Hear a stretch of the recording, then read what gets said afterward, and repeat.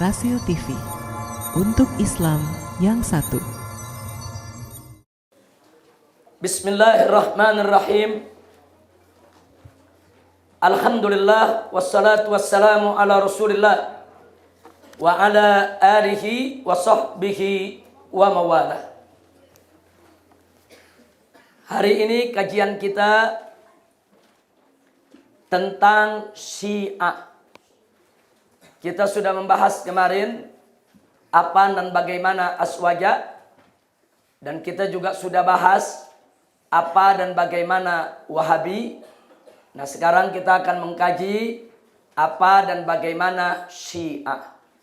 Tentu untuk melakukan kajian madhab, baik itu Aswaja, Wahabi maupun Syiah, itu dibutuhkan waktu yang sangat panjang sekali. Tapi kali ini kita akan paparkan dalam waktu 1 jam, insya Allah, secara singkat, padat, ringkas, jelas. Dan nanti ada bagian-bagian di buku ini yang cukup Anda baca sendiri. Jadi yang perlu dibaca sendiri dan bisa dipahami dengan baca sendiri, tidak akan saya paparkan. Baik, kita mulai. Halaman 131. Sepakat semua madhab Islam, tidak ada perbedaan, bahwa Syiah bukan Ahlus Sunnah wal Jamaah. Syiah merupakan firqah yang paling banyak memiliki sekte, memiliki aliran-aliran pemikiran. Saking banyaknya, sampai-sampai itu menjadi ciri khas Syiah. Jadi kelompok Syiah ini terkenal dengan banyaknya aliran, dengan banyaknya sekte. Nah baik, menurut Imam Asy-Syahrastani dalam kitab Al-Milal wan Nihal, bahwanya Syiah terbagi menjadi 5 golongan. Nah, pertama, beliau katakan yang disebut Gulat. Nah, Gulat ini memiliki 12 sekte. Nah, di situ ditulis satu persatu. Ada As-Sabaiyah, Al-Kamiliyah, Al-Ulbaiyah, Al-Mughiriyah, dan seterusnya. Yang kedua, Ismailiyah. Itu memiliki 2 sekte, yaitu Al-Batiniyah dan Al-Qaramita. Yang ketiga, Imamiyah. Ini memiliki 8 sekte. Ada Al-Bagiriyah, Al-Ja'fariyah, An-Nawusiyah, dan seterusnya. Yang keempat, Kisaniyah. Ini memiliki 4 sekte. Ada Al-Mukhtariyah, Al-Hashimiyah, dan seterusnya. Dan yang kelima adalah Zaidiyah, yang juga memiliki 4 sekte, yaitu Al-Jarudiyah, As-Sulaimaniyah, As-Salahiyah, dan Al-Batriyah. Nama-nama sekte semuanya kita cantumkan di halaman ini. Nah, jadi intinya Imam Syahrastani mengatakan mereka menjadi 5 golongan, masing-masing golongan terpecah lagi menjadi sekte. Coba kita hitung, ada berapa itu yang disebut sektenya? 12 tambah 2 berapa? 14 tambah 8 22 tambah 4 26 tambah 4 lagi 30. Ini yang disebutkan oleh Imam Syahrastani udah ada 30, Saudara. Nah, bahkan disebutkan dalam kitab-kitab lain lebih dari 60 sekte daripada kelompok Syiah. Nah, sekarang pertanyaannya, apakah Syiah kafir? Pertanyaannya, apakah Syiah kafir? Nah, sekarang kita perhatikan jawaban dari sejumlah ulama. Saya hanya menukil jawaban dari sejumlah ulama. Mari kita lihat.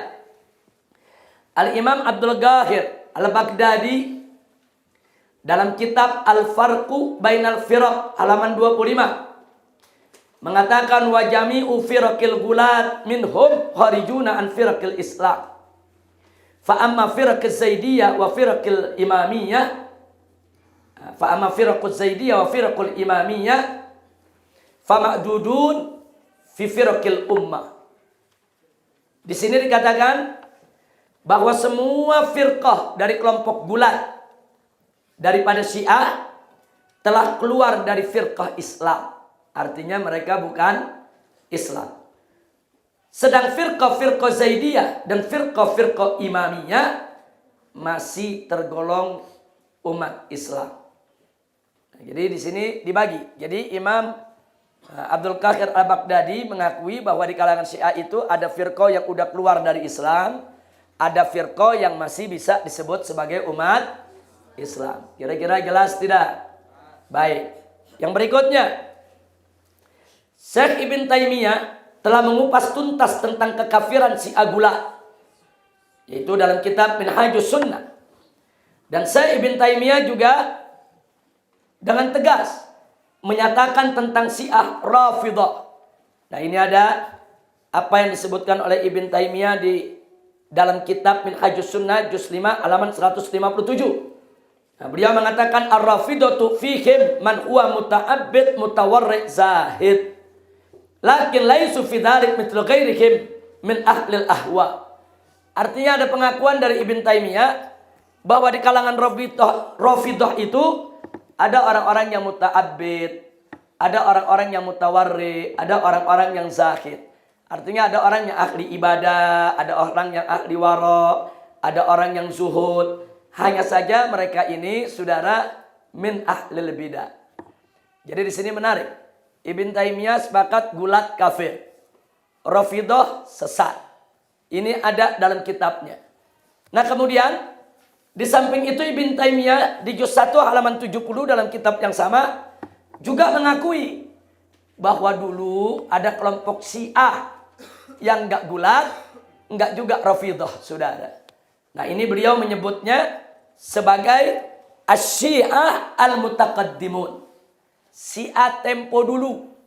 Nah, beliau katakan di sini wa lihadza kanat Asy-Syiah al-Mutaqaddimun alladzina sahabu aliyan au kanat fi dzalika zaman dan seterusnya.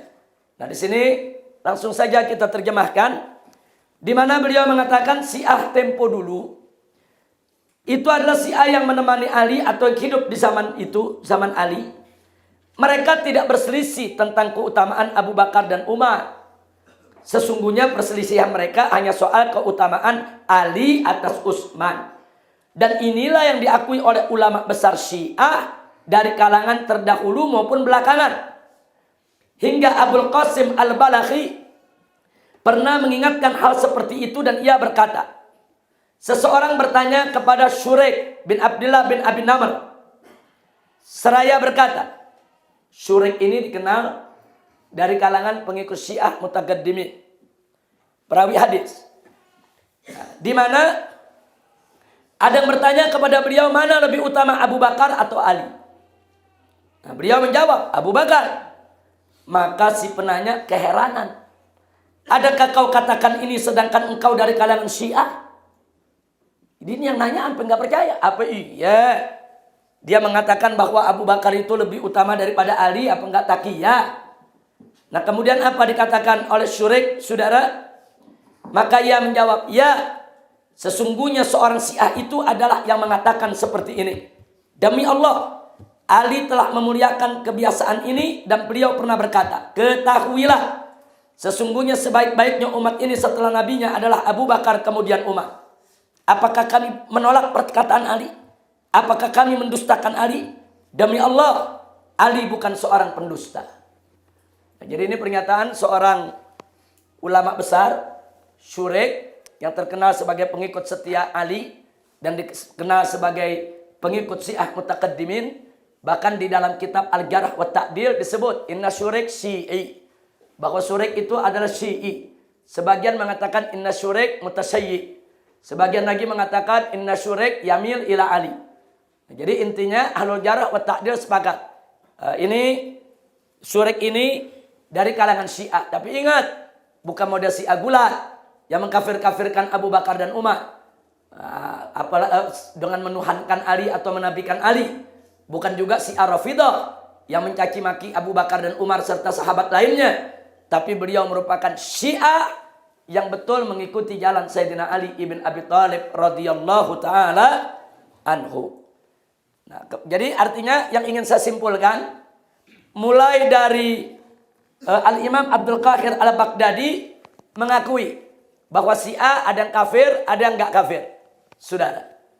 Nah, kemudian Ibn Taimiyah juga mengakui bahwa Syiah Gulat kafir, Syiah Rafidah ini ahlul bidah wal ahwa, sesat, menyesatkan.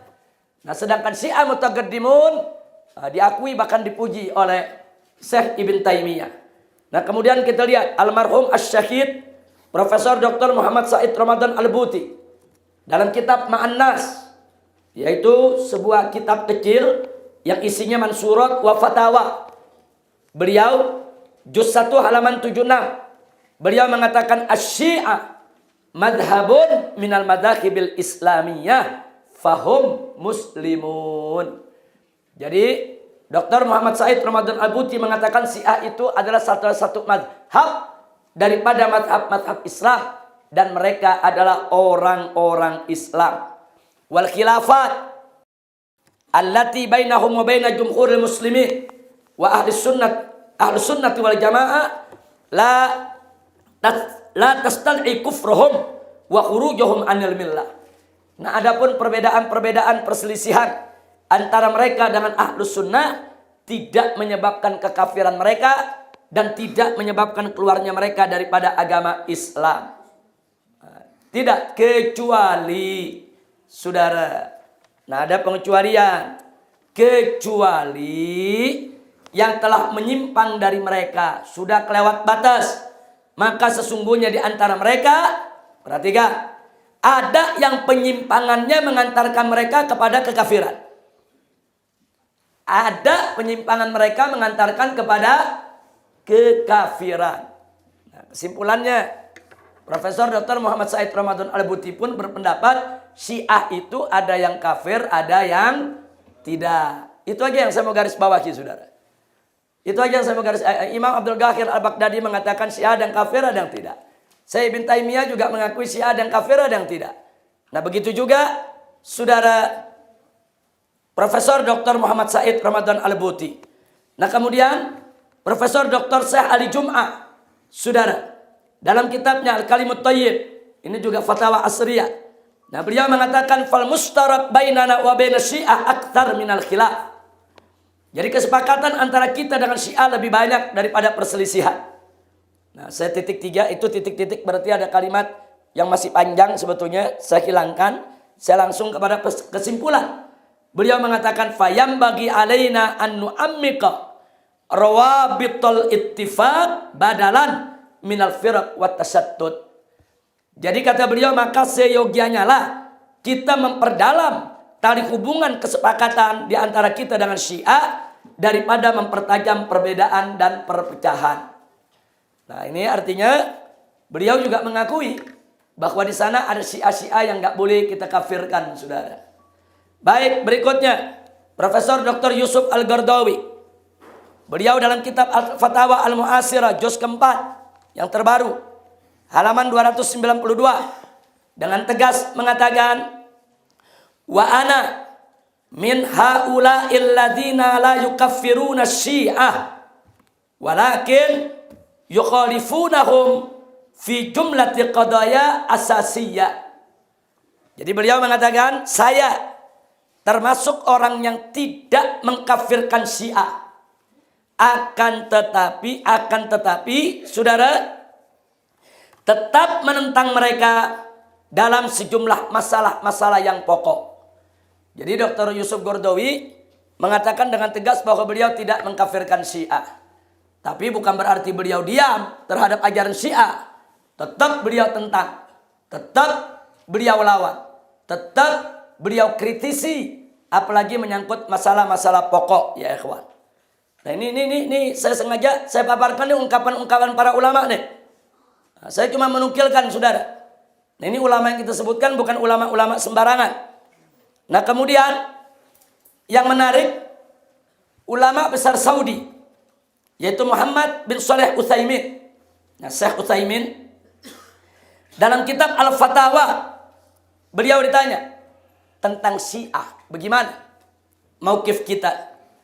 Beliau mengatakan, wal muhim, yang penting, an nandura ila aqidati hadar rafidhi aw syi'i. Yang paling penting adalah kita lihat dulu kepada akidah si Rafidhi atau si Syiah ini. Jika akidahnya mengantarkan kepada kekafiran, maka kita hukumkan kekafirannya. Dan jika akidahnya tidak mengantarkan kepada kekafiran, tapi hanya merupakan bid'ah yang membuatnya jadi fasik, tidak kafir, maka kita hukumkan sesuai konsekuensi bid'ahnya tersebut. Ini ulama Wahabi yang bicara, saudara. Jadi ternyata Syekh Utsaimin pun enggak langsung sekonyong-konyong mengkafirkan Syiah. Beliau katakan lihat dulu akidahnya, periksa dulu. Nah, kalau ada dari akidahnya mengantarkan kepada kekafiran, kafirin. Tapi kalau ada dari akidahnya yang tidak mengantarkan kepada kekafiran, hanya kepada bid'ah, ya kita hukumkan sesuai bid'ahnya. Kira-kira jelas tidak? Nah, kenapa saya paparkan pendapat-pendapat ulama ini? Sebab manakala saya mengatakan Syiah dibagi 3, wah ini Indonesia langsung gempar, saudara.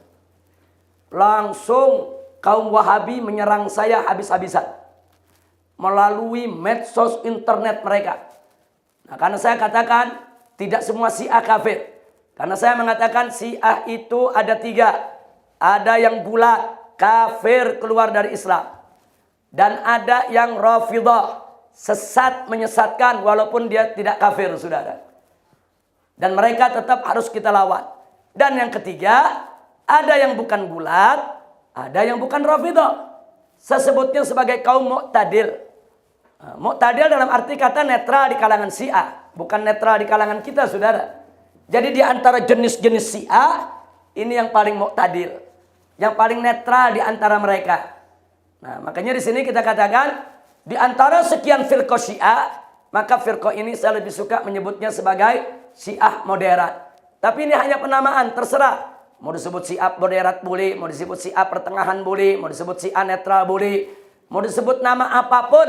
Yang penting saya hanya ingin menunjukkan bahwa ada kelompok Syiah yang bukan gulat dan bukan Rafidhah. Gulat mutlak kafir. Seperti apa Syiah yang gulat? Seperti yang mempertuhankan Ali atau yang menabikan Ali, saudara. Dan bagaimana Syiah yang Rafidhah? Syiah Rafidhah tidak menuhankan Ali, tidak menabikan Ali, tapi mencaci maki para sahabat Nabi. Mencaci maki Sayyidina Abu Bakar, Sayyidina Umar, Sayyidina Utsman, bahkan istri Nabi Sayyidah Fatimah dicaci maki juga, saudara. Mereka ini dhal mudil. Mereka sesat dan menyesatkan. Tapi jangan kita kafirkan. Ahlussunnah enggak mengkafirkan mereka. Ahlussunnah mengatakan mereka min ahlil bidah wal ahwa. Mereka bukan Ahlussunnah wal jamaah. Tapi ada kelompok Syiah yang Mu'tadil. Dia tidak menuhankan Ali, dia tidak menabikan Ali, dan dia tidak mencaci maki Sayyidina Abu Bakar dan Umar. Bahkan mereka mengakui kepemimpinan Abu Bakar dan Umar. Seperti apa? Seperti Syiah Zaidi, saudara. Sebagai contoh. Walaupun Syiah Zaidi ada bagian-bagian sekte lagi, saudara. Ada yang masih moderat, ada yang mulai menyimpang, saudara. Tapi ini fakta tidak terpungkiri dalam realita kehidupan kita. Memang Syiah yang menuhankan Ali ada. Syiah yang mencaci maki Abu Bakar Umar ada. Realita, saudara, nggak bisa dipungkiri. Dan Syiah yang tidak menabikan Ali, tidak menuhankan Ali, tidak mencaci maki sahabat juga ada. Nah, kalau realitanya ada, kenapa harus kita pungkiri, saudara? Nah, jadi saya mengatakan Syiah ada yang kafir dan ada yang tidak kafir. Saya bukan perintis, bukan pelopor, bukan pendahulu. Saya hanya mengikuti ulama-ulama Ahlus Sunnah wal Jamaah yang terdahulu. Kira-kira jelas tidak? Jadi yang mengatakan Syiah ada yang muslim, ada yang kafir, bukan saya. Bukan, saudara. Yang mengatakan Imam Abdul Qahir Al-Baghdadi, yang mengatakan tadi bahkan Syekh Ibn Taimiyah, bahkan Syekh Utsaimin, saudara, ulamanya Wahabi. Nah, yang mengatakan juga ada Profesor Doktor yaitu Muhammad Said Ramadan Al-Buti, yang mengatakan juga ada Syekh Ali Jum'ah. Ini orang-orang yang jauh lebih pintar dari kita, lebih bagus dari kita, lebih pengalaman dari kita, pengetahuannya lebih luas dari kita. Nah, jadi kalau andai kata apa yang saya sampaikan itu dikatakan salah, nggak apa-apa. Nah, berarti ulama-ulama yang saya ikuti mereka semua salah. Nah, jadi ini nggak apa-apa. Kalau pendapat saya mau disalahkan boleh, tapi jangan langsung mentang-mentang saya mengatakan Syiah ada yang kafir, ada yang tidak kafir. Wah, langsung dituding. Habib Rizik Syiah. Habib Rizik bela Syiah. Awas, hati-hati. Habib Rizik ini penyusup Syiah di kalangan Ahlus Sunnah. Oh, luar biasa, saudara. Tapi enggak, saya enggak peduli, saya lawan terus. Kenapa? Karena ini merupakan metodologi akidah yang harus kita pertahankan. Baik pertahankan secara ilmiah maupun pertahankan secara fakta di lapangan, saudara. Jangan pernah ragu untuk berpegang kepada prinsip. Maka itu ini yang saya nyatakan. Perhatikan baik-baik halaman 135. Saya berkali-kali mengatakan kalau ditanya soal Syiah di berbagai kalangan, dan ini juga saya tuliskan dalam disertasi saya tentang usul dan furu', saudara. Di mana kita katakan asy-Syiah bikulli firaqiha la takhruju min thalathati aqsam. Syiah dengan segala macam firqahnya, sektenya, tidak keluar dari 3 macam. 3 jenis, 3 golongan. Awaluha al-ghulat. Yang pertama adalah gulat. Siapa itu gulat? Gulat itu al-mutatarrifun alladzina ya'taqiduna bi umurin muaddiya ila kufrin sharihin wa bawwah. Jadi gulat adalah yaitu yang telah menyimpang lantaran meyakini hal-hal yang mengantarkan kepada kekafiran yang jelas dan nyata. Seperti apa? Mislu i'tiqadi bi ilahiyatil a'immah. Seperti keyakinan mereka tentang ketuhanan para imam mereka. Kemudian au nubuwati Ali, atau keyakinan mereka dengan kenabian Ali. Au tahrifil Quran, atau keyakinan mereka yaitu yang menganggap tentang kepalsuan Al-Quran. Mereka anggap Al-Quran itu sudah dipalsukan. Wa ghairi dzalik, dan dari yang selain itu minal i'tiqadat al-mukaffirah, daripada jenis-jenis akidah yang mengkafirkan. Maka kesimpulannya fahum kuffar kharijuna anil Islam. Mereka semua adalah kafir, keluar dari Islam. Saya enggak pernah ragu untuk mengkafirkan Syiah yang model begini, saudara.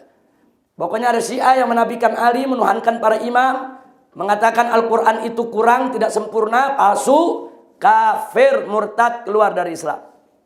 Yang kedua, saniha, yang kedua, ar-rawafid, yaitu kaum Rafidah. Alladzina la ya'taqiduna bi'tiqadil ghulat. Mereka tidak berkeyakinan seperti keyakinannya kaum gulat. Walakinnahum, akan tetapi mereka yubghiduna aglabas sahabah. Mereka benci kepada kebanyakan sahabat Nabi. Wa yasubbunahum, dan mereka mencaci maki para sahabat tersebut. Fahum dhalun mudillun. Mereka adalah kelompok sesat dan menyesatkan. Min ahlil bidah wal ahwa. Mereka termasuk kelompok yang suka mengada-ngada, suka bid'ah, dan suka mengikuti hawa nafsu. Walakin, akan tetapi mereka ghair kharijina anil Islam, tidak keluar daripada Islam. Nah, terus yang ketiga, thalithuha al-mu'tadilun. Nah, ini al-mu'tadilun ini bisa diartikan kelompok pertengahan, kelompok moderat. Tapi ukuran moderatnya bukan ukuran kita, ukuran Syiah, saudara. Di kalangan Syiah mereka moderat dibandingin Syiah yang lain. Jangan dihitung moderat menurut ahlus sunnah. Kalau cerita moderat, ya ahlus sunnah paling moderat. Saudara, nggak ada yang lebih pertengahan dari ahlus sunnah. Nah, ini pertengahan di antara kelompok Syiah. Wal mu'tadilun, dan kelompok pertengahan. Siapa mereka? Saudara, alladzina la yattabi'unal ghulat wal rawafid. Mereka yang tidak ikut pemahaman gulat maupun pemahaman rawafid.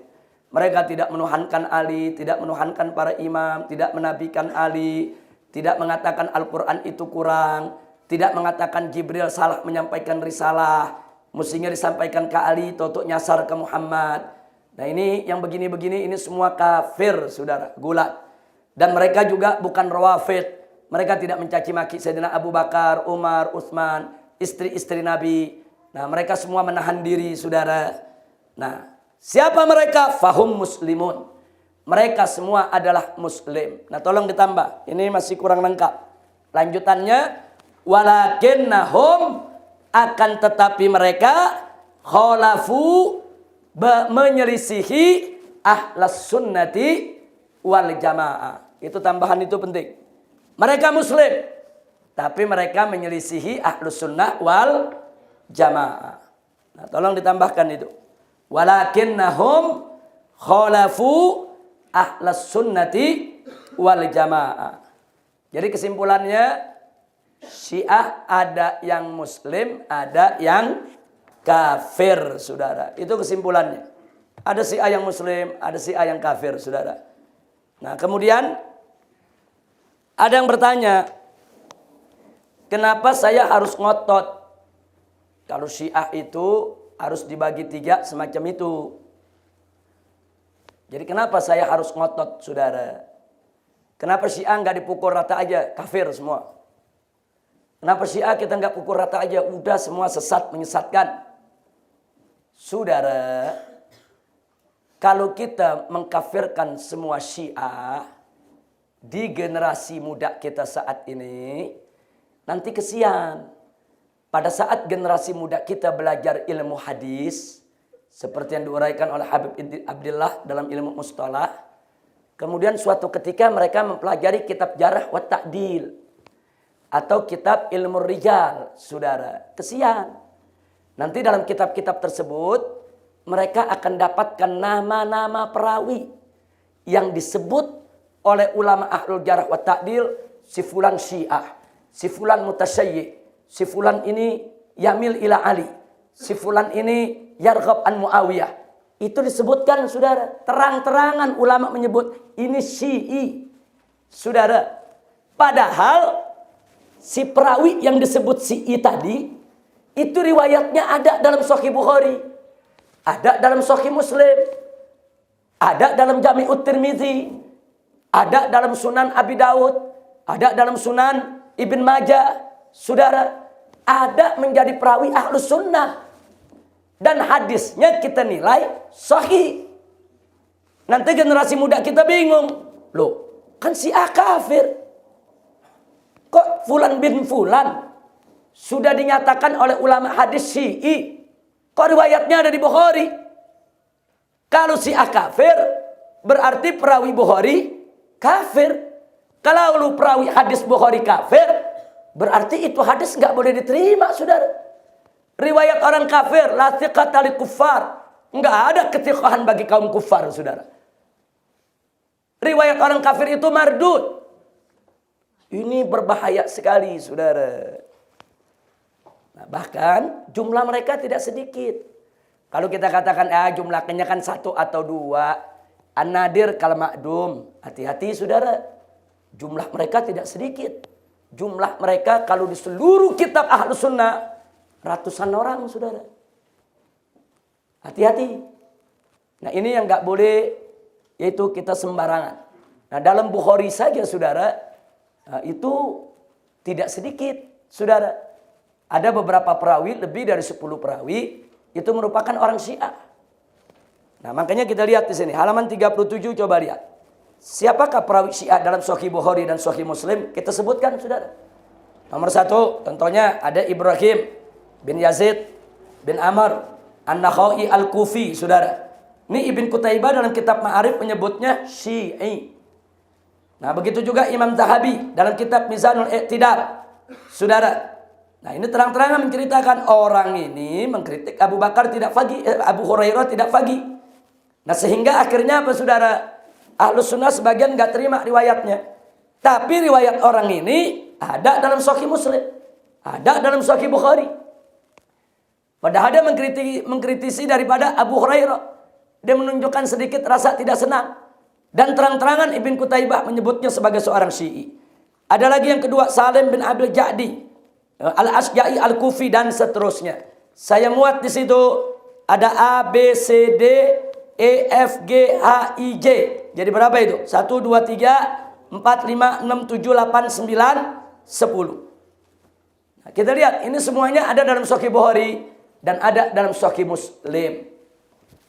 Nah, ini satu yang perlu kita ingat. Dan ternyata dalam Sahih Bukhari bukan hanya perawi Syiah, saudara. Tapi juga lihat halaman 142. Perawi nawasib yang benci dengan Ahlul Bait ada juga dalam Sahih Bukhari Muslim. Nah, saya sebutkan nama-namanya, ada 10 juga. Saudara, coba lihat, ini semua ini perawi-perawi daripada pembenci Ahlul Bait. terang-terangan mereka menunjukkan bencinya kepada Ahlul Bait, ya ikhwan. Bahkan coba lihat yang Khalid bin Abdullah Al-Qasri Al-Amir Ad-Dimski. Itu disebutkan saudara, di depan umum melaknat Sayyidina Ali. Nawasib. Tapi riwayatnya diterima oleh Ahlus Sunnah. Nah kemudian kita lihat lagi di sini, saudara, halaman 145. Masih ada lagi perawi non aswaja. Non aswaja seperti Qadariyah, Murji'ah, diterima riwayatnya saudara. Ada dalam Sahih Bukhari Muslim, saudara. Bahkan lihat yang J. Itu namanya Imran bin Hittan, saudara. Lihat Imran bin Hittan, saudara. Siapa orang ini sebenarnya, saudara? Ini riwayatnya ada, saudara, di Ahlus Sunnah. Orang ini membuat syair memuji pembunuh Sayyidina Ali. Nah, halaman 146. Apa dia bilang? Duhai tebasan dari orang yang bertakwa, yang tidak menginginkan dengan tebasannya kecuali untuk mencari ridho dari pemilik arsy. Sungguh saat seharian aku mengenangnya, aku meyakininya sebagai makhluk yang timbangannya terbaik di sisi Allah. Riwayatnya diterima di Ahlus Sunnah, saudara. Dia puji. Nah tapi saudara, syair ini dikecam keras oleh para ulama aswaja. Sampai Al-Qadi Abu Thayyib membuat syair balasan. Baca balasannya Habib Hanif. Wa inni la abra'u mimma anta qailuhu fi ibn Muljam al-mal'un buhtana. Inni la adhkuruhu yawman fa al'anuhu dinan wa al'anu Imran ibn Hattana. Nah, dijawab oleh ulama saudara aswaja. Sungguh aku melepaskan diri dari apa yang kau katakan, yang penuh dusta tentang Ibnul Muljam terlaknat. Sungguh saat seharian aku mengenangnya, maka niscaya aku melaknatnya sebagai kewajiban agama, dan aku laknat juga Imran ibn Hittan. Nah, jadi saudara, ini tapi yang menarik saudara, riwayat mereka ada dalam kitab-kitab Ahlus Sunnah. Ini fakta. Jadi bukan riwayat Syiah saja. Riwayat Syiah yang mendukung Ahlul Bait dalam Sahih Bukhari ada. Riwayat Nawasib yang benci Ahlul Bait dalam Sahih Bukhari Muslim juga ada, saudara. Nah, kalau kita kafirkan mereka-mereka ini, berarti dalam Sahih Bukhari Muslim ada riwayat orang kafir. Pertanyaan saya, riwayat orang kafir boleh gak kita terima? Nggak boleh. Nah, berarti dalam Bukhari Muslim, saudara, ada riwayat orang kafir. Ada riwayat yang wajib kita tolak.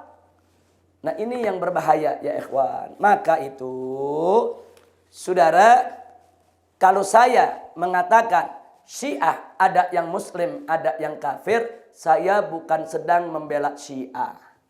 Tapi saya membela akidah Ahlus Sunnah wal Jamaah. Saya sedang membela Sahih Bukhari dan Sahih Muslim serta kitab musnad-musnad yang lainnya. Karena saya yakin Imam Bukhari dan Imam Muslim serta Imam Ahlus Sunnah yang lainnya mustahil meriwayatkan hadis Nabi dari orang kafir, saudara. Nggak mungkin. Dan nggak ada buktinya. Nggak ada perawi mereka yang kafir, saudara. Nah, ini yang kita tolak.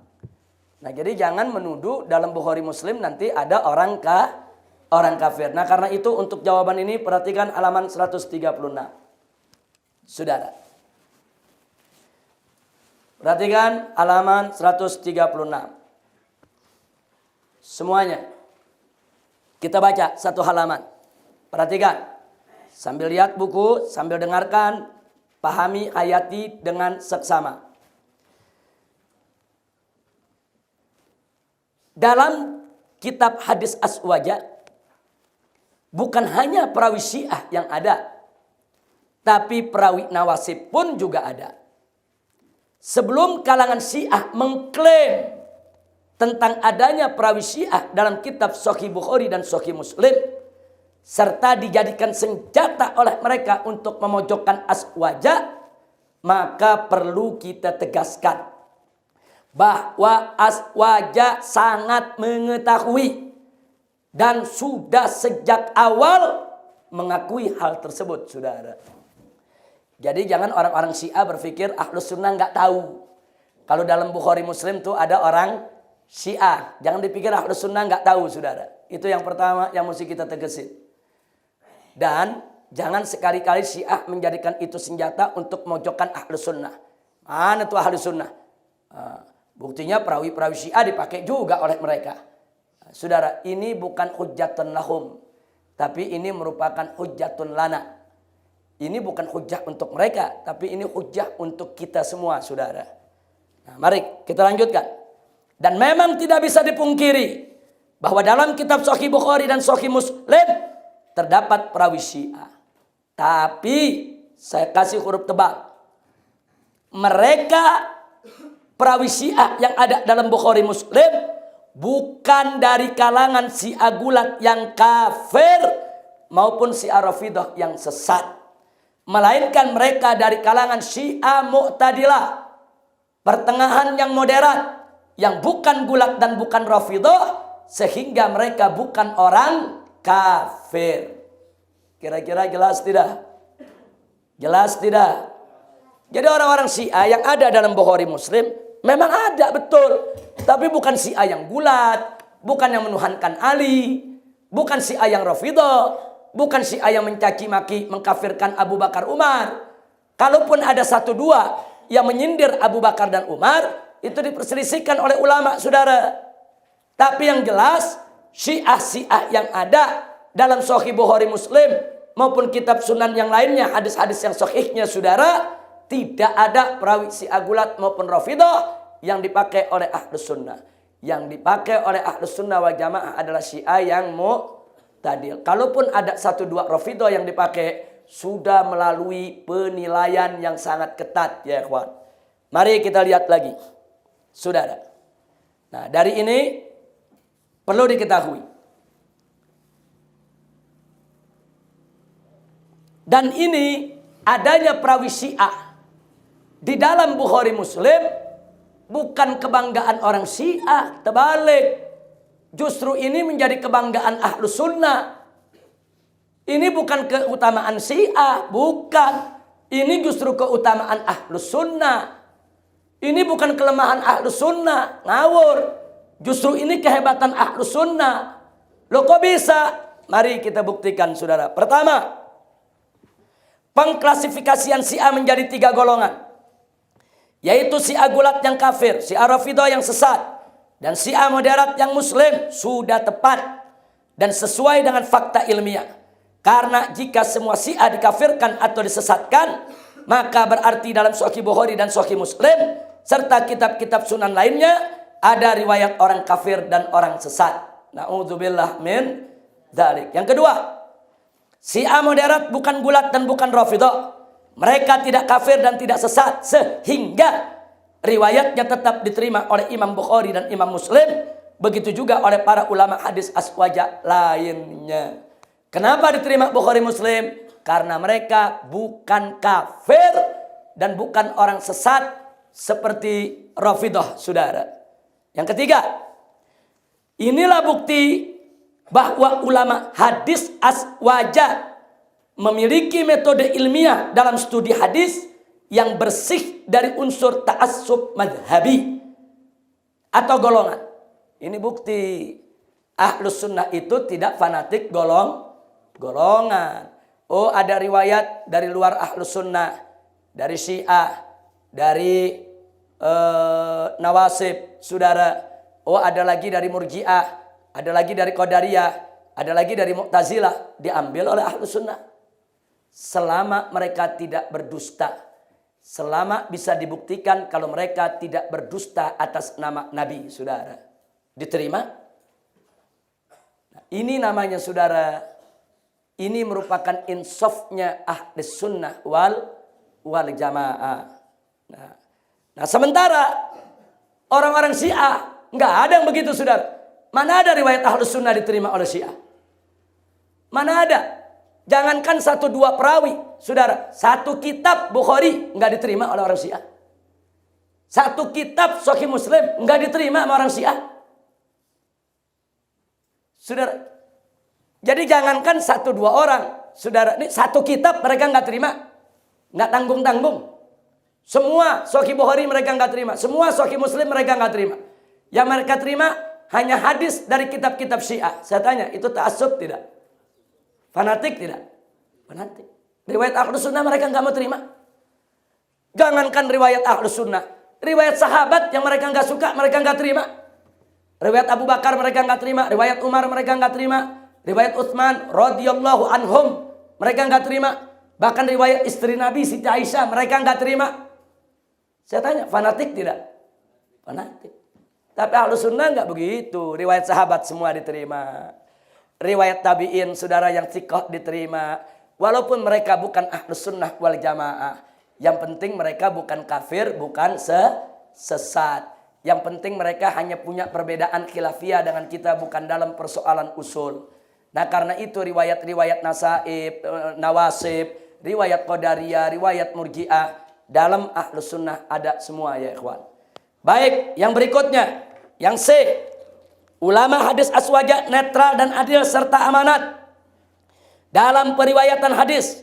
Sehingga walaupun perawi hadis dari luar aswaja, seperti dari kalangan Syiah dan Nawasib, selama mereka tidak berdusta dan bisa dipercaya, maka riwayatnya tetap diterima. Adanya perawi Syiah dan Nawasib dalam riwayat aswaja bukan kebanggaan Syiah maupun Nawasib. Justru menjadi kebanggaan aswaja dalam kenetralan, keadilan, dan keamanahan periwayatan hadis yang tidak dimiliki oleh mazhab manapun di luar aswaja, termasuk Syiah dan Nawasib, saudara. Kira-kira jelas tidak? Saya tanya semua, kira-kira jelas tidak? Paham semua? Baik, selanjutnya bangunkan yang tidur. Bangunkan yang tidur, semua bangunkan yang tidur. Terus bangunin. Yang tidur bangun langsung cuci muka, ambil wudu. Ya Allah, cepat. Segera. Ayo bangun. Yang di tengah juga bangun. Jangan melindungi ke pengawas saum. Yang di tengah cepat. Langsung cuci muka, ambil wudu. Sekalian untuk sholat zuhur. Cepat, ya Allah. Cepat. Nah. Baik, kita lanjutkan. Saya berhenti sampai di sini. Kira-kira bisa dipahami tidak? Nah, jadi jangan nanti kalau kita katakan Syiah ada yang muslim, ada yang kafir. Oh, ini bela Syiah. Ini biasanya ngomong begini orang-orang Wahabi, saudara. Jadi mereka ini tidak ilmiah, ngomong seenaknya, saudara. Nah, jadi seenaknya menuduh itu memang ciri-ciri khas daripada kalangan Wahabi. Jangan main tuduh Syiah, saudara. Nggak boleh. Nah, jadi kenapa kita nggak mau seenaknya mengkafirkan Syiah? Karena memang fakta riwayat Syiah ada diterima di kalangan Ahlus Sunnah. Karena itu mari kita lihat, saudara, halaman 140 dan 141. Jadi bagaimana sih sikap aswaja terhadap riwayat Syiah? Perhatikan. Imam Az-Zahabi dalam kitab Mizanul I'tidal juz 1 halaman 29 nomor 2. Tatkala mengulas tentang seorang perawi Syiah bernama Abban bin Taglib bin Rabah Al-Qari Al-Kufi yang wafat tahun 181 Hijriah. Diambil riwayatnya oleh Imam Muslim, Abu Daud dan Nasai, serta dithikohkan oleh Imam Ahmad ibn Hanbal dan Imam Yahya ibn Ma'in dan Imam Abu Hatim. Ini ulama hadis semua, saudara. Nah, lalu apa kata Imam Zahabi? Mari kita lihat, saudara. Jadi di sini disebutkan, saudara, bahwa baik Imam Ahmad ibn Hanbal maupun Yahya ibn Ma'in maupun Abu Hatim sepakat menyatakan bahwa Abban bin Taglib Syi'i jalad lakinnahu saduq falana sidquhu wa alaihi bid'atuh. Apa dia bilang? Ini yang namanya Abban bin Taglib Syiah tulen. Itu kalau disebut Syi'i jalad. Syiah tulen, 100% Syiah. Walakinnahu saduq. Akan tetapi orangnya jujur, bisa dipercaya, nggak pernah berdusta. Lalu apa kata para ulama? Falana sidqo, maka bagi kami kejujurannya. Wa alaiki bid'atu, dan atas dia bid'ahnya. Jadi kalau dia ngikut Syiah, ini ada banyak bid'ah dalam Syiah yang dia yakini, ya bid'ahnya urusan dia. Tapi urusan dia jujur, dia nggak bohong, riwayatnya kami terima. Saya tanya, sikap Ahlus Sunnah arif tidak? Bijak tidak? Bijak, saudara. Ini fakta, saudara. Nah, jadi berarti dalam Sahih Bukhari Muslim ada nggak perawi Syiah? Ada. Diakui oleh ulama-ulama, saudara, ulama hadis. Nah baik, selanjutnya Imam Zahabi mengajukan pertanyaan, tapi beliau sendiri yang jawab. Beliau katakan, kaifa saga tawthiki mubtadi wa haddu thiqatil adalatu wal itqan. Fa kaifa yakunu adlan man huwa sahibu bid'atin. Jadi Imam Zahabi mengatakan bagaimana bisa mempercayai seorang ahli bid'ah. Syiah itu kan ahli bid'ah, di luar Ahlus Sunnah ahli bid'ah, saudara, secara umum. Bagaimana bisa kita terima riwayatnya? Padahal batasan thiqah itu adalah adil dan tekun. Dan bagaimana seorang ahli bid'ah di luar Ahlus Sunnah bisa dikatakan adil? Nah, beliau katakan jawabnya annal bid'ata ala darbain. Bahwa bid'ah itu ada dua macam. Fa bid'atun sughra, ada bid'ah yang kecil, kagulu wit tasayyu awit tasayyu bila gulu. Nah, seperti tasayyu yang berlebihan, atau tasayyu seperti saudara di sini disebutkan berlebih dalam tasayyu, atau seperti tasayyu tanpa berlebih. Tapi dengan salat wala taharruf, tidak ada penyimpangan. Maka kata beliau fahadza katsirun fit tabi'in. Yang Syiah yang model begini banyak di kalangan tabi'in. Wa tabi'ihin, dan di kalangan tabi'in. Tapi catatan ma'ad-din wal wara' was-sidq. Tapi mereka-mereka ini saudara, yaitu punya keteguhan agama, wara', jujur. Falau rudda haditsu ahaula, andai kata hadis mereka ini ditolak hanya karena mereka Syiah, la dhahaba jumlatun min al-atharin nabawiyah, maka niscaya banyak riwayat hadis Nabi yang akan lenyap. Wa hadhihi mafsadatun bayyinah, dan ini merupakan kerusakan yang nyata. Nah, ini alasannya Ahlus Sunnah. Kenapa riwayat mereka diterima? Pertama, di kalangan bid'ah, pertama Syiah yang model begini, bukan gulat, bukan Rafidhah, ini di kalangan tabi'in banyak. Dia tunjukkan cinta yang luar biasa kepada Sayyidina Ali. Banyak yang begitu, saudara. Nah, kalau gara-gara cinta Ali dituduh Syiah, kemudian gara-gara disebut Syiah kita tolak riwayatnya, berapa puluh bahkan ratus ribu hadis nanti yang hilang. Nah, ini merupakan kerusakan yang sangat besar, sangat nyata. Itulah alasannya kenapa riwayat mereka tetap diterima oleh Ahlus Sunnah.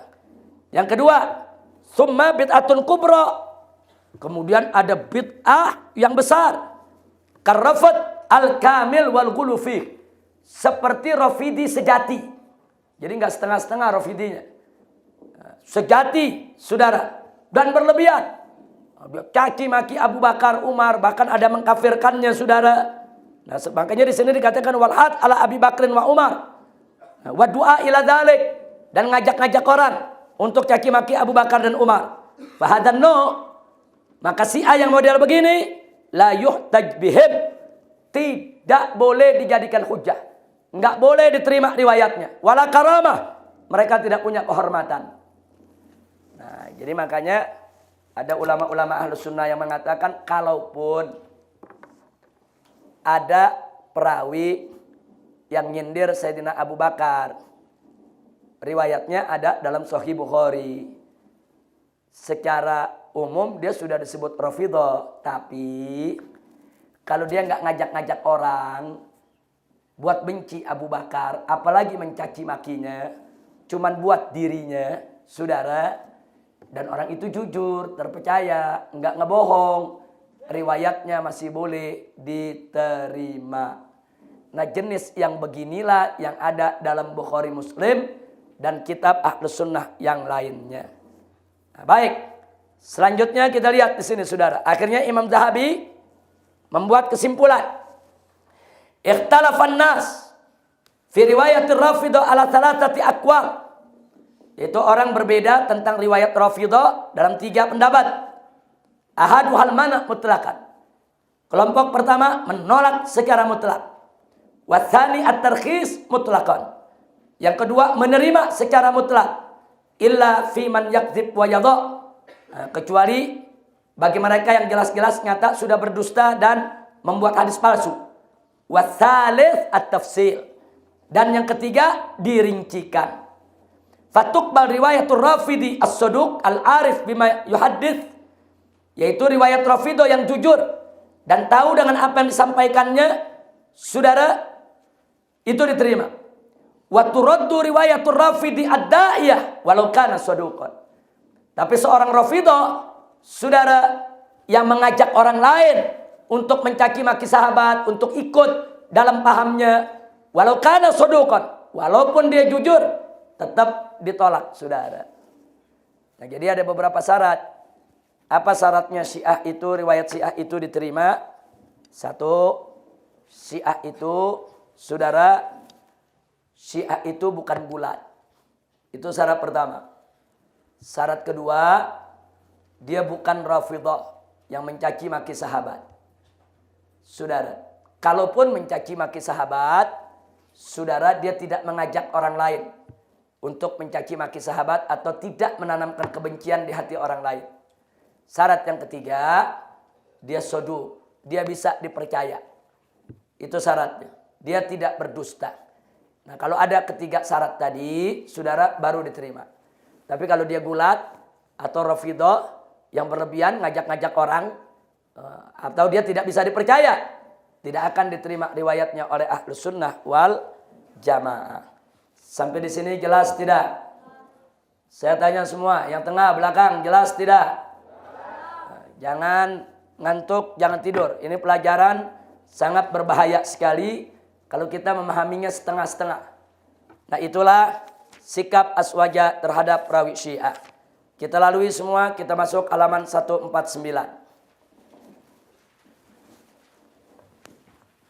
Di halaman 149, saudara,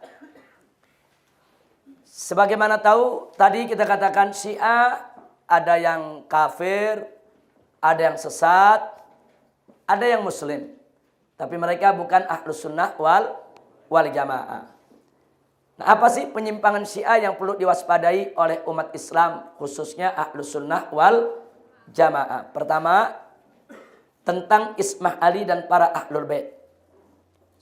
Semua sekte di kalangan Syiah percaya bahwa imam mereka yang 12 maksum, terpelihara dari dosa besar dan dosa kecil, tidak pernah melakukan kesalahan. Ini di halaman 149 ada nama-nama, yaitu imam yang dimaksumkan oleh Syiah. Nah, yang dimaksud Ismah Ali dan para imam Ahlul Bait, saudara, jika, nah perhatikan, jika yang dimaksud Ismah, maksumnya Ali dan Ahlul Bait, hanya sebatas bahwasanya mereka itu dipelihara dan disucikan oleh Allah dengan argumentasi firman Allah dalam surat Al-Ahzab ayat 33 tentang jaminan pensucian keluarga Nabi, maka itu tidak jadi masalah. Kenapa? Karena Ahlus Sunnah juga mengakui bahwa ada jaminan pensucian Ahlul Bait dari Allah Subhanahu wa ta'ala. Nah, kalau bentuk ismah yang dimaksud itu, maka Ahlus Sunnah, saudara, tidak akan mengkritisi, tidak akan, saudara, menolak dengan keras. Nah, ini yang perlu kita ketahui. Kenapa, saudara? Karena Aswaja pun meyakini tentang pensucian Ahlul Bait Nabi dengan iradah syar'iyah. Ada iradah kauniyah, ada iradah syar'iyah. Iradah syar'iyah artinya, ya, Allah berkehendak untuk, saudara, mensucikan Ahlul Bait. Tapi, saudara, Ahlul Bait dituntut oleh Allah untuk melakukan amal agar disucikan oleh Allah Subhanahu wa ta'ala. itu namanya iradah syar'iyah, saudara. Nah, kalau iradah kauniyah tidak. Artinya udah pasti disuciin. Dia mau beramal, nggak beramal, disuciin. Kalau iradah syar'iyah enggak, dia disuciin. Tapi ada sebab. Sebabnya dia beramal soleh dulu. Kalau dia nggak beramal soleh, jaminan pensucian tidak ada. Nah, kalau yang dimaksud oleh Syiah isma semacam ini, ya di Ahlus Sunnah juga ada. Tapi kalau yang dimaksud oleh Syiah isma itu jaminan kauniyah, mau beramal atau tidak beramal 12 imam sudah suci, sudah maksum, mustahil melakukan dosa, ini ditolak oleh Ahlus Sunnah wal Jamaah. Bagi Ahlus Sunnah itu pendapat bid'ah, saudara, mengada-ada dalam agama. Nah, kalau iradah syar'iyah, saudara, bukan Ahlul Bait lagi yang dapat. Nah, kita lihat para sahabat juga dapat. Nah, kita lihat aja dalam surat Al-Maidah ayat 6. Allah menyatakan faqala ta'ala, "Ma yuridullahu liyaj'ala 'alaikum min haraj, walakin yuridu liyutahhirakum." Jadi sahabat juga dapat jaminan pensucian. Nah, begitu juga saudara segenap orang beriman dalam surat Al-Anfal. Allah menyatakan wa yunazzilu 'alaikum minas sama'i ma'an liyutahhirakum bihi. Nah, jadi di sini ini namanya pensucian syar'iyah, saudara. Orang wudu jadi suci, kalau enggak wudu enggak suci, saudara. Itu namanya iradah syar'iyah. Jadi sekarang kita kembalikan kepada Syiah. Kalau yang dia maksud isma, iradah syar'iyah, saudara, kita tidak komentar. Tapi kalau yang dia maksud isma itu hara sama sekali dari dosa besar kecil, maka kami dari Ahlus Sunnah menolak. Karena bagi Ahlus Sunnah yang maksum hanya Nabi dan Rasul. Selain itu tidak maksum. Kira-kira jelas tidak? Nah, jadi ini salah satu penyimpangan yang pertama. Yang kedua, kepalsuan Al-Quran. Saudara, ada yang mengatakan begini, Ahlus Sunnah jangan memfitnah Syiah. Masa Ahlus Sunnah mengatakan Syiah punya Quran sendiri? Masa Ahlus Sunnah mengatakan Syiah itu Qurannya beda dengan Qurannya umat Islam yang lain? Nah, jadi kalau Ahlus Sunnah mau memfitnah, jangan sembarangan. Kalau benar kami punya Quran sendiri, coba buktikan kepada kami, kata Syiah nih. Di mana Quran kami? Nggak ada. Anda silakan jalan-jalan ke negeri kami, jalan-jalan ke Iran, jalan-jalan ke wilayah Syiah, masuk ke masjidnya, Qurannya sama dengan kita, nggak beda. Saya pernah datang ke Iran, saya masuk ke masjid-masjid Syiah, banyak Quran di sana. Saya ambil satu, saya baca, sama, nggak ada beda. Tidak beda satu huruf, tidak beda satu harokat, sama. Nah, jadi tentang kepalsuan Al-Quran ini, apa betul ini fitnah Ahlus Sunnah? Ini mesti kita luruskan, saudara. Makanya kita sebagai Ahlus Sunnah, kalau ingin mengkritisi mazhab lain, pilih ungkapan yang tepat. Kalau kita katakan Syiah punya Quran sendiri, nanti kita ditertawakan oleh Syiah. Dan kita tidak akan pernah bisa membuktikan Syiah punya Quran sendiri. Akhirnya nanti kita dianggap tukang fitnah. Nah, lalu apa yang mesti kita lakukan? Yang kita kritisi bukan Syiah punya Quran sendiri, bukan, saudara. Tapi yang kita kritisi adalah bahwa Syiah punya keyakinan Al-Quran itu kurang. Bahwa Al-Quran yang sekarang ada di tangan umat Islam sudah tidak sempurna. Mereka punya keyakinan ada ayat-ayat Al-Quran yang dulu disembunyikan bahkan dihilangkan oleh Sayyidina Abu Bakar, Umar, dan Utsman. Itu keyakinan mereka. Kira-kira jelas tidak? Lalu mereka keluarkan bukti berdasarkan hadis riwayat kitab mereka yang menyebutkan dulu ayat ini bunyinya begini, dulu ayat ini bunyinya begini, tapi sekarang bunyinya begini. Ini semua sudah berubah. Kebanyakan ayat-ayat yang mereka bilang dihapus itu bicara tentang keutamaan keluarga Nabi. Nah, jadi mereka bilang karena Abu Bakar, Umar ini benci sama keluarga Nabi, kata mereka, maka ayat-ayat yang menyebutkan tentang nama keluarga Nabi semua dihapus oleh Abu Bakar, Umar, dan Utsman. Ini keyakinan yang kita protes, saudara. Nah, akhirnya memang, saudara, ada dari kalangan kita, Ahlus Sunnah, saudara, yang mencoba mengumpulkan. Nah, mana sih ayat-ayat yang dibilang kurang oleh Syiah? Oh, ayat ini apa sih kurangnya? Oh, kurang 2 kata. Mana kitabnya? Oh, Syiah mengatakan begitu. Diambil, dikumpulin. Nah, habis dikumpulin, dia kasih judul, inilah Quran Syiah. Akhirnya orang nuduh Syiah punya Quran sendiri. Nggak boleh kita berbuat begitu, saudara. Nggak boleh. Nah, itu tidak tepat, tidak ilmiah. Ini jangan kalau saya mengatakan begini, nanti kalau saya berhenti di sini dianggap bela Syiah lagi nih. Bukan. Kita kalau mau kritik Syiah mesti cerdas, saudara. Nah, baik, yang kita kritik kepada Syiah, di kalangan Anda ada keyakinan, hei Syiah, bahwa Al-Quran itu kurang. Bahwa banyak ayat-ayat Al-Quran yang dulu diturunkan oleh Allah, khususnya berkaitan dengan Ahlul Bait, saat ini dalam mushaf sudah tidak ada itu ayat. Kenapa? Karena menurut Anda dihapus oleh Sayyidina Abu Bakar, Umar, dan Utsman, serta sahabat yang lain, radhiyallahu ta'ala anhum. Ini yang kita protes. Bagi kami Ahlus Sunnah, Al-Quran yang diturunkan Allah kepada Nabi dan disampaikan oleh Nabi kepada umatnya tidak kurang 1 huruf pun. Nggak ada yang kurang. Sempurna, persis. Bagaimana Allah turunkan kepada Nabi, bagaimana Allah wahyukan kepada Nabi, itu yang Nabi sampaikan kepada kita tanpa sedikit pun kekurangan. Nabi sampaikan ke sahabat, sahabat sampaikan ke tabi'in, tabi'in sampaikan ke tabi'in tabi'in, tabi'in tabi'in sampaikan ke generasi penerusnya, sampai kepada kita tidak kurang 1 huruf dan 1 harokat pun. Alhamdulillah. Oh, dibantah sama Syiah.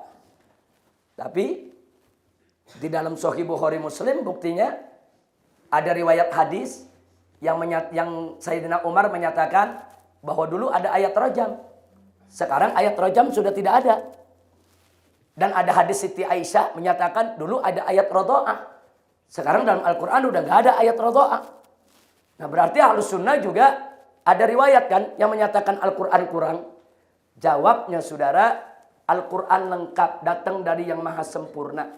Ayat rajam maupun ayat radha'ah, ya, berdasarkan kesaksian Umar dan kesaksian Aisyah radhiyallahu ta'ala anhuma, dulu menjadi bagian Al-Quran. Tapi jangan lupa, Allah menyatakan dalam Al-Quran, saudara, manansah min ayatin ila na'ti au nunsiha ila na'ti bi khairin minha au mithliha. Jadi tidaklah kami hapuskan suatu ayat atau kami buat dia dilupakan oleh umat manusia, saudara, kecuali kami datangkan yang lebih baik atau yang sepertinya. Artinya dalam Al-Quran ada dalil, saudara, bahwa Allah menunjukkan keberhakannya untuk menghapuskan ayatnya. Saudara, Allah hapus 1 ayat, Allah ganti dengan ayat lain. Saya tanya, Allah berhak tidak? Berhak tidak? Enggak ada masalah. Dan apa yang sudah dihapus oleh Allah nggak boleh lagi disebut Al-Quran, saudara.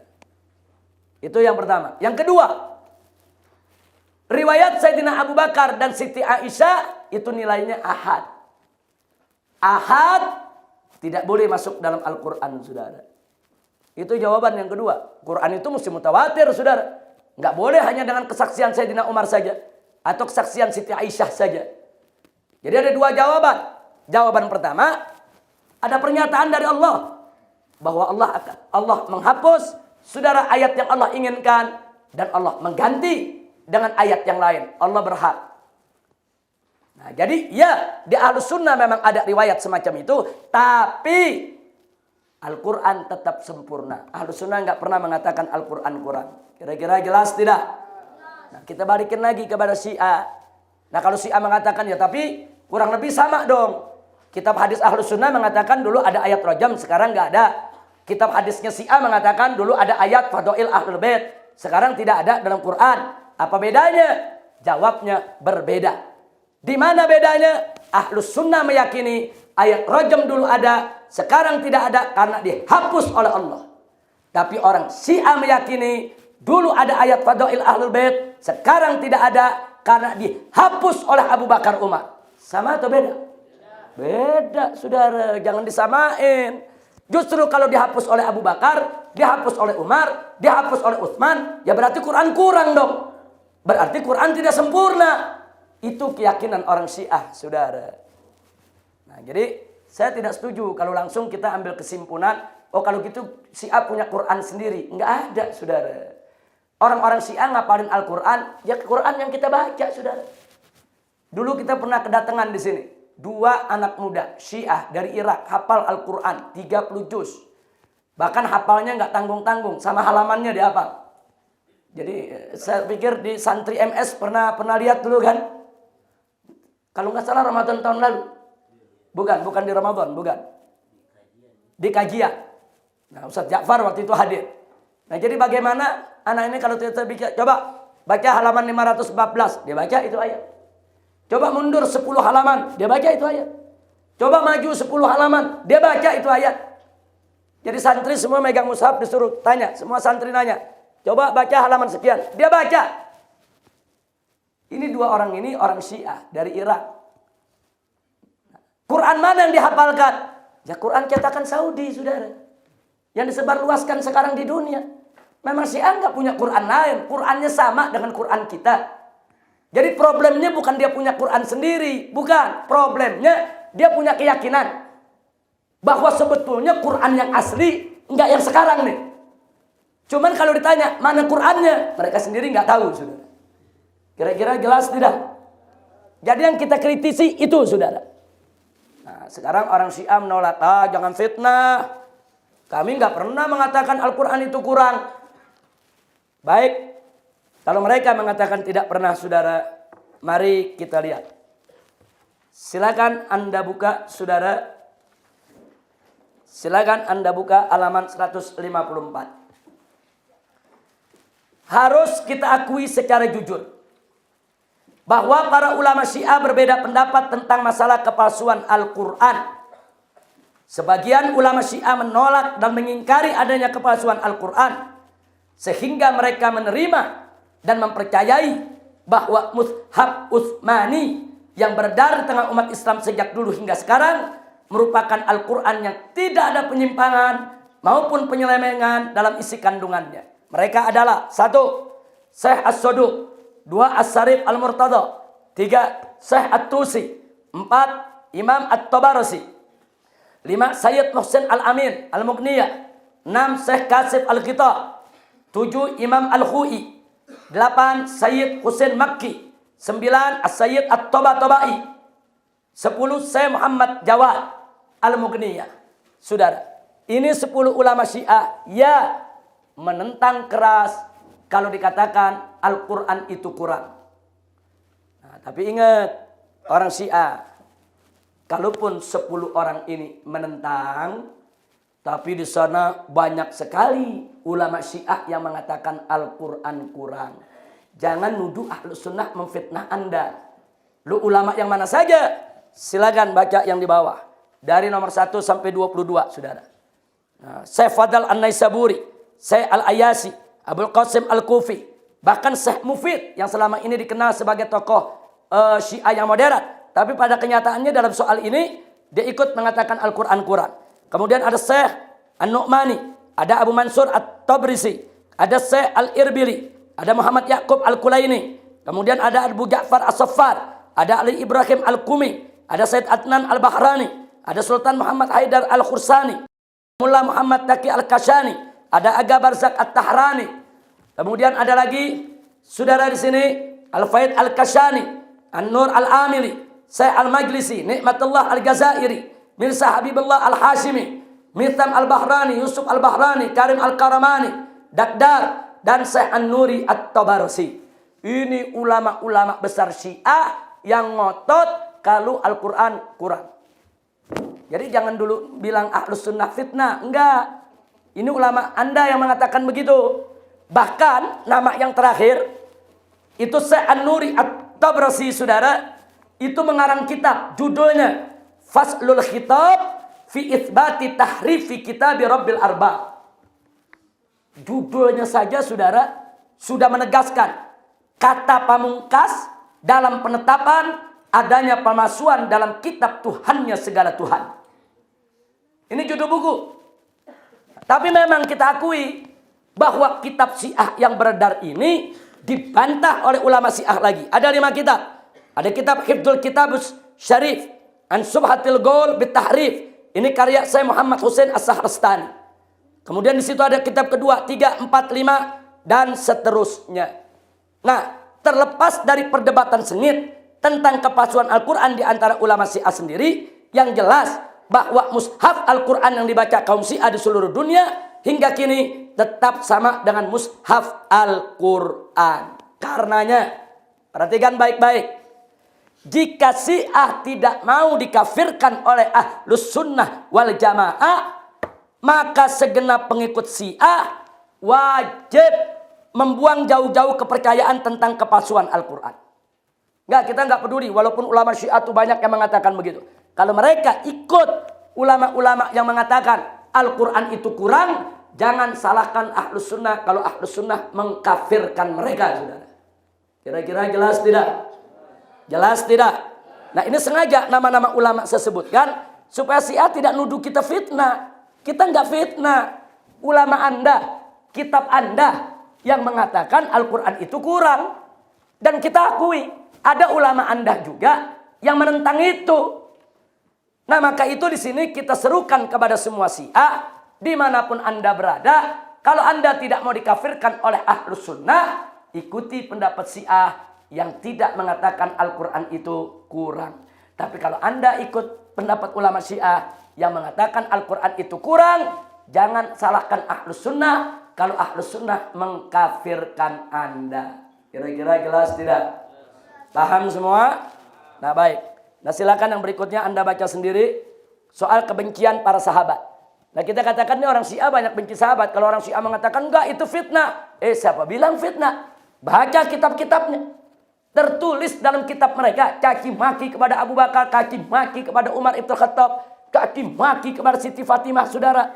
Tertulis. Kita sebutkan nama-nama kitabnya, saudara. Nah, jadi sekali lagi, nah begitu juga kebencian kepada istri Nabi, saudara. Kita enggak fitnah, ada dalam kitab mereka kok. Kita enggak fitnah, saudara. Nah, di sini juga ada soal takiyah, saudara. Nah, silakan Anda baca semua sampai soal nikah mut'ah.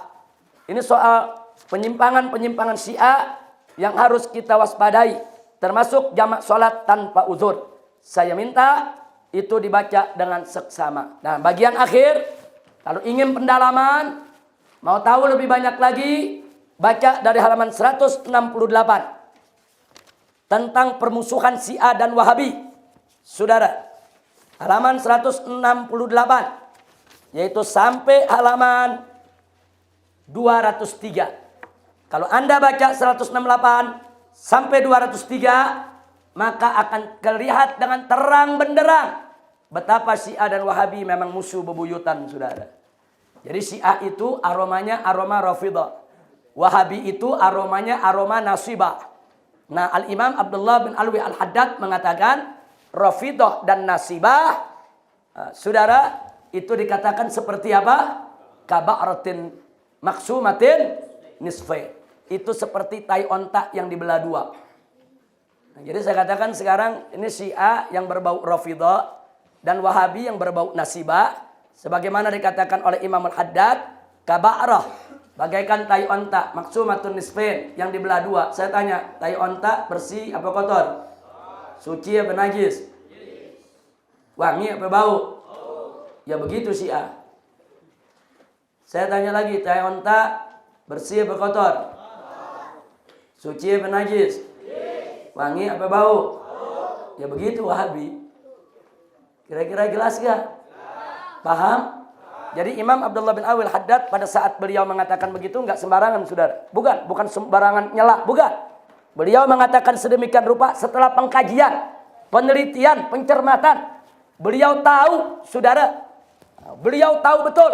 Walaupun semenjak kecil beliau tidak melihat, tapi ilmunya, hatinya terbuka, melihat yang hak. Jadi saat beliau mengatakan Rafidah dan nasibah ka'baratin maksumatin nisfain.